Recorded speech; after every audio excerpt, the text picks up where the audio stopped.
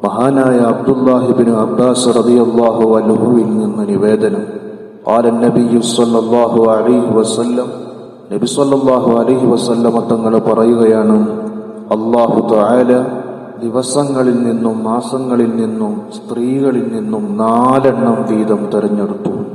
4 പേർ സ്വർഗത്തിലേക്ക് ആദ്യം പ്രവേശിക്കുന്നവരായിരിക്കും എന്ന് റസൂലുള്ളാഹി തങ്ങൾ പറയുമ്പോൾ, മറ്റു 4 പേരെ സ്വർഗം ഏറ്റവും കൂടുതൽ കൊതിച്ചുകൊണ്ടിരിക്കുകയും ചെയ്യും. ആരാണ് ആ പ്രത്യേകമായ ആദരവ് ലഭിച്ചിട്ടുള്ള ആളുകൾ? പ്രത്യേകമായ ദിവസങ്ങൾ, മാസങ്ങൾ എന്നാണ് നമ്മൾ പരിശോധിക്കുന്നത്. പ്രത്യേകം അല്ലാഹു തആല തെരഞ്ഞെടുക്കപ്പെട്ട 4 ദിനങ്ങളാണ്. ഒന്ന്, വെള്ളിയാഴ്ച ദിവസം. ആ വെള്ളിയാഴ്ച ദിവസം അതിലൊരു സമയമുണ്ട്. ഒരു മുസ്ലിമിന്റെ ഇഹപര കാര്യങ്ങൾ എന്തുമാകട്ടെ, അത് അള്ളാഹുവിനോട് ചോദിക്കുകയാണെങ്കിൽ ഹബീബായ റസൂലുള്ളാഹി സ്വല്ലല്ലാഹു അലൈഹി വസല്ലം തങ്ങൾ പറയുന്നു, വെള്ളിയാഴ്ച ദിവസം ഫീഹാ സഅത്തുൻ ലാ യുവാഫിഖുഹാ അബ്ദുൻ മുസ്ലിമുൻ യസ്അലുല്ലാഹ തആല ശൈഅൻ മിൻ അംരി ദുനിയ വൽ ആഖിറഹ ഇല്ലാ അതാഹു അല്ലാഹു ഇയ്യാഹു. മുഅ്മിനായ ഒരു മനുഷ്യൻ അള്ളാഹുവിനോട് ചോദിക്കുന്നത് ആ സമയത്തോടങ്ങ് യോജിച്ചു വന്നാൽ തീർച്ചയായും അല്ലാഹു തആല അത് നൽകുന്നതാണ്. ആ ചോദ്യം ദുന്യവിയായ കാര്യമാകട്ടെ ഉഖ്റവിയായ കാര്യമാകട്ടെ ഏതായിരുന്നാലും അല്ലാഹു തആല കൊടുക്കും.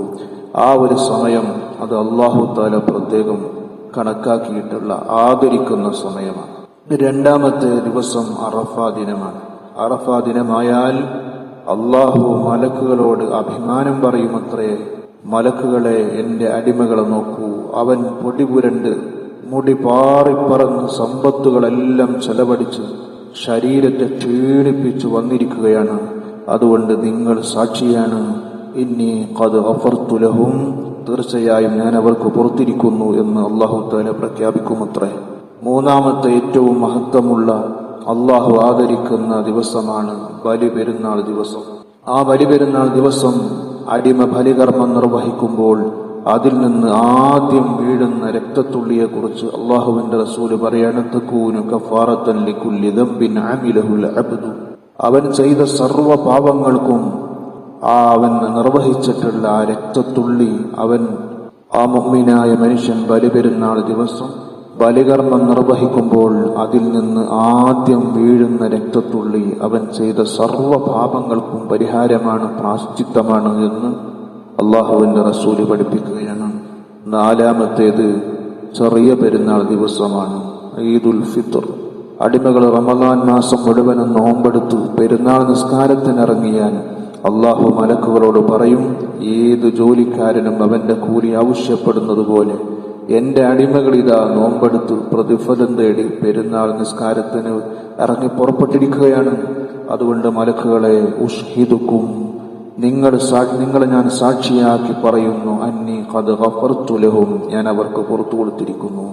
ആ സമയത്ത് ആ ശരീരി കേൾക്കുമത്രേ, യാ ഉമ്മത്ത മുഹമ്മദിൻ സ്വല്ലല്ലാഹു അലൈഹി വസല്ലം, ഓ മുഹമ്മദ് നബി അലൈഹിസ്സലാമിന്റെ മുഹമ്മദ് നബി സ്വല്ലല്ലാഹു അലൈഹി വസല്ലം തങ്ങളുടെ ഉമ്മത്തുകളെ, ഇർജിഉ ഫഖദ് ബുദ്ദലത് സയ്യിആതികും ഹസനാത്, നിങ്ങൾ തിരിച്ചു പോവുക, നിങ്ങളുടെ എല്ലാ തെറ്റുകളും അല്ലാഹു തആല നിങ്ങൾക്ക് നന്മകളാക്കി പകരം നൽകിയിരിക്കുകയാണ് എന്ന പ്രഖ്യാപനം ഇവർ കേൾക്കുന്നതാണ് എന്ന് ഹബീബായ റസൂലുള്ളാഹി സ്വല്ലല്ലാഹു അലൈഹി വസല്ലം തങ്ങൾ പറയുകയാണ്.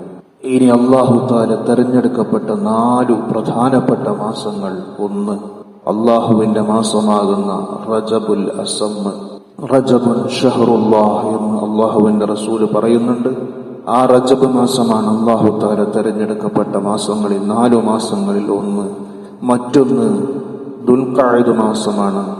3ാമത്തേത് ദുൽഹിജ്ജ മാസമാണ്. 4ാമത്തേത് മുഹറം മാസമാണ്. തുടർച്ചയായിട്ടുള്ള 3 മാസങ്ങളാണ്. അങ്ങനെ മൊത്തത്തിൽ 4 മാസങ്ങളെ അല്ലാഹു തആല പ്രത്യേകം തെരഞ്ഞെടുക്കപ്പെട്ട മാസമാണ്.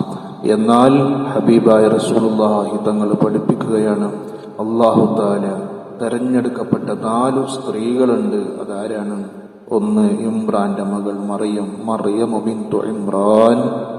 2, ലോക സ്ത്രീകളിൽ ആദ്യമായി അല്ലാഹുവിലും റസൂലിലും വിശ്വസിച്ചിട്ടുള്ള ഹബീബായ റസൂലുള്ളാഹി സ്വല്ലല്ലാഹു അലൈഹി വസല്ലം തങ്ങളുടെ ആദ്യ ഭാര്യയാകാൻ ഭാഗ്യം ലഭിച്ച അള്ളാഹുവിൽ നിന്നും മുഖറബായ മലക്ക് ജിബ്രീലിൽ നിന്നും നേരിട്ട് സലാം ലഭിച്ചിട്ടുള്ള മഹദി.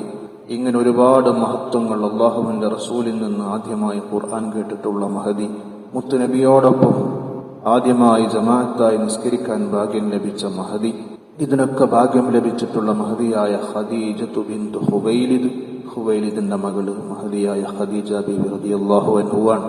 മൂന്നാമത്തേത് ഫിർഔനിന്റെ ഭാര്യയായിരുന്ന ആസിയത്തു ബിന്തു മുസാഹിൻ. ഒരുപാട് പരീക്ഷണങ്ങളും ഒരുപാട് വേദനകളും വിഷമങ്ങളും സഹിച്ചിട്ടുള്ള മഹദിയാണ് മഹദിയായ ആസിയ ബീബി റളിയല്ലാഹു അൻഹ. ആ മഹദിയും അല്ലാഹു തആല പ്രത്യേകം തെരഞ്ഞെടുത്ത ആളാണ്.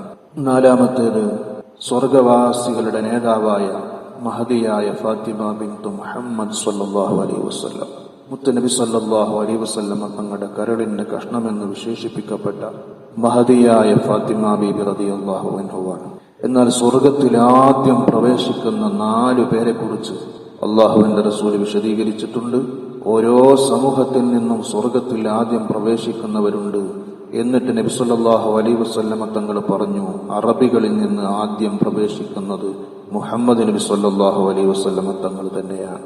രണ്ടാമത്തേത് പേർഷ്യയിൽ നിന്ന് ആദ്യമെത്തുന്നത് സൽമാൻ റളിയല്ലാഹു അൻഹുവാണ്. മൂന്നാമത്തെ ആൾ റോമിൽ നിന്ന് ആദ്യമെത്തുന്നത് സുഹൈബ് റളിയല്ലാഹു അൻഹുവാണ്. എന്നാൽ ഹബഷയിൽ നിന്ന് നാലാമത്തേത് ആദ്യമെത്തുന്നത് ബിലാൽ റളിയല്ലാഹു അൻഹുവാണ്.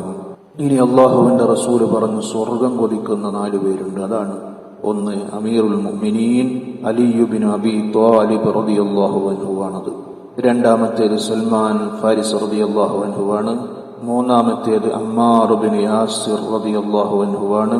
നാലാമത്തേത് മിഖ്ദാദ് ഇബ്നു അസ്വദ് റളിയല്ലാഹു അൻഹു.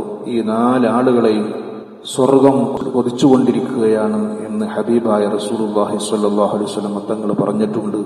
അല്ലാഹുവേ, ഈ മഹാന്മാർ മഹദികളുടെ ബർക്കത്ത് കൊണ്ട്, ഈ ദിവസങ്ങളുടെയും മാസങ്ങളുടെയും ബർക്കത്ത് കൊണ്ട് ഞങ്ങളുടെ എല്ലാവരുടെയും ജീവിതത്തിൽ നീ വലിയ ബർക്കത്തും ഐശ്വര്യവും പ്രദാനം ചെയ്യണേ റഹ്മാനെ.